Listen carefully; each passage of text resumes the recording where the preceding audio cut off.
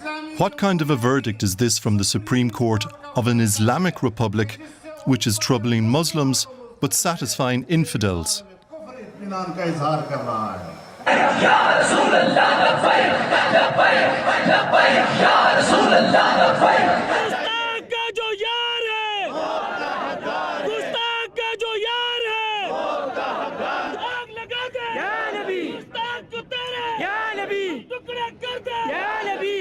Asia Bibi, a 37-year-old, was arrested by police on Friday, June 19, 2009.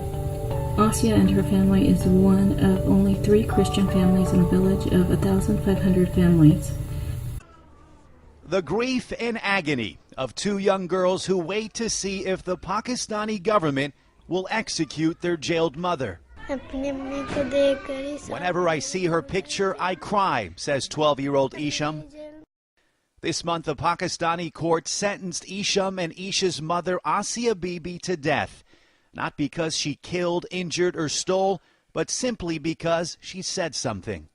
Many of the local women, including Asia, worked on the farm of a Muslim landowner. During their work, many of the Muslim women have pressured Asia to renounce Christianity and accept Islam. We continue to watch the case of Asia Bibi. She is a Christian woman from Pakistan who was sentenced to death for blasphemy. In June, the pressure became especially strong. On Friday, June 19th, there was an intense discussion among the women about their faith. The Muslim women told Asia about Islam. Asia responded by telling them about her faith in Christ. Asia told the Muslim women Christ had died on the cross for sin, then asked them what Muhammad had done for them, according to the Voice of the Martyrs sources. She told them, Jesus is alive, but Muhammad is dead. Our Christ is the true prophet of God. She reportedly told them, yours is not true. Upon hearing this, the Muslim women became angry and began to beat Asia. They announced from the mosque loudspeakers that she would be punished by having her face blackened and being paraded through the village on a donkey. Local Christians informed the police, who took Asia into custody before the Muslims could carry out their plan. After nearly 15 months in this jail came the conviction and the death sentence, per Section 295C of Pakistan's Penal Code. Whoever defiles the name of the Prophet Muhammad shall be punished with death or imprisonment for life. Human rights groups have long blamed Pakistan's blasphemy laws for persecution and violence against religious minorities. Like this attack last year on a Christian village, activists say the government has refused to amend the law for fear of a backlash from Islamist groups and their followers, who deem scrapping the law as un-Islamic. No Christian in Pakistan has ever been executed under the blasphemy law, but in several cases extremists have murdered Christians after their release from prison. Should Asia Bibi be hanged? In her hometown, the verdict? To death? A unanimous yes. The town cleric called Asia's death sentence one of the happiest moments of his life. Tears of joy poured from my eyes, he said.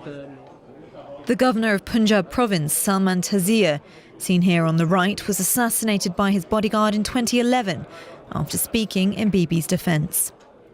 Later the same year, Federal Minister for Minorities Shahbaz Bhatti was killed after calling for her release.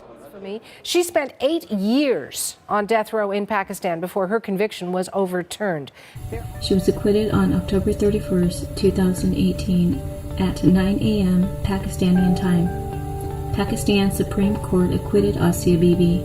The justice deferred their decision for nearly 3 weeks before swiftly announcing Asia's acquittal and immediate release.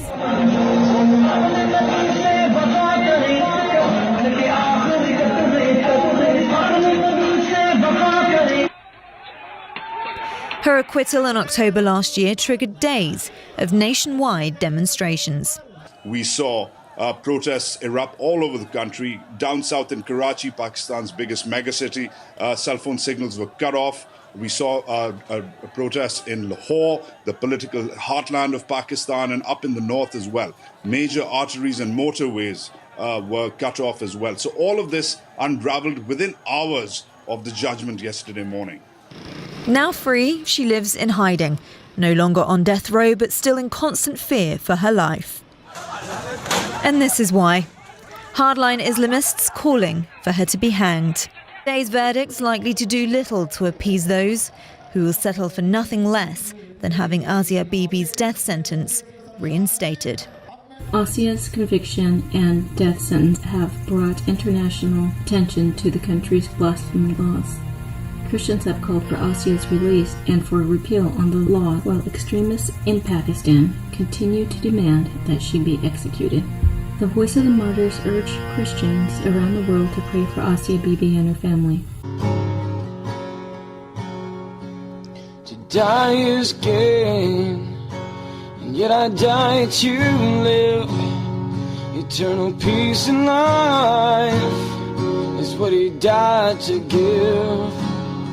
And when this vapor's gone and the world's no more, what was I dying for, and who was I living for? His name is Jesus. He's the piece that always fits the puzzled hearts of all men. He is Jesus. He's the maker of this temple, the healer of my heart, and he rescued me from sin.